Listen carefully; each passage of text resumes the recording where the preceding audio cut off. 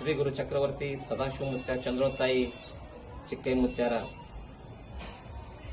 ಸುಕ್ಷೇತ್ರ ಬಬಲಾದಿ ಮೂಲ ಮಹಾ ಸಂಸ್ಥಾನ ಮಠ ಪ್ರತಿ ವರ್ಷವೂ ನಾವು ಕಾಲಜ್ಞಾನವನ್ನು ಸಾರ್ತಿದ್ದೀವಿ.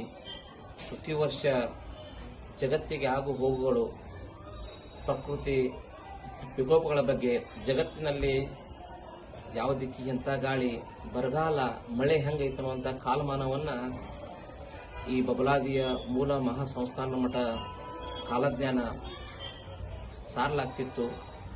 ಅದೇ ರೀತಿ ಈ ವರ್ಷವೂ ಸಹಿತ ನಾವು ಒಂದು ಕಾಲಜ್ಞಾನವನ್ನು ಸಾರಿದ್ದೀವಿ. ಈ ವರ್ಷ ಏನಪ್ಪಾ ಅಂತಂದ್ರೆ, ಜಗತ್ತಿಗೆ ಒಂದು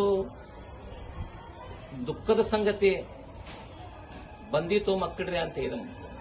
ಜಗತ್ತಿಗೆ ದುಃಖದ ಒಂದು ಸುದ್ದಿ ಬಂದಿತು ಮಕ್ಕಳ್ರಿ ಅಂತ ಹೇಳಿದರು.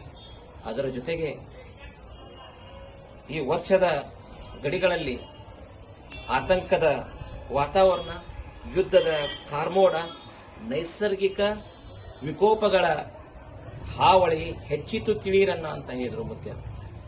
ಈ ವರ್ಷ ಸದಾಶಿವಮುತ್ಯ ಹೇಳಿದ ಹಾಗೆ ಜಗತ್ತಿಗೆ ಒಂದು ಕೆಟ್ಟ ಸುದ್ದಿ ಬಂದಿತ್ತು, ದುಃಖ ಆಗುವಂತ ಸುದ್ದಿ ಬಂದಿತ್ತು ಮಕ್ಕಳ್ರಿ ಅಂತ ಹೇಳಿದರು. ಅದರ ಜೊತೆಗೆ ಈ ವರ್ಷ ಗಡಿಗಳಲ್ಲಿ ಆತಂಕದ ವಾತಾವರಣ ಹಾಗೂ ಯುದ್ಧದ ಕಾರ್ಮೋಡ, ನೈಸರ್ಗಿಕ ವಿಕೋಪಗಳ ಹಾವಳಿ ಹೆಚ್ಚಾಯಿತು ಮಕ್ಕಳ ತಿಳಿಯಿರನ್ನ ಅಂತ ಹೇಳಿದರು.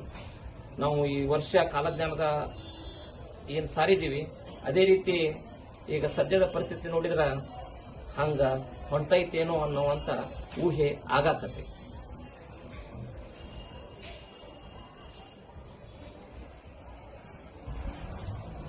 ನಾವು ಪ್ರತಿ ವರ್ಷನೂ ಸದಾಶಿವಮುತ್ಯನ ಕಾಲಜ್ಞಾನವನ್ನು ಸಾರ್ತಿದ್ದೇವೆ ಹಿರೇಹೊಳೆ ದಂಡೆಯ ಮೇಲೆ.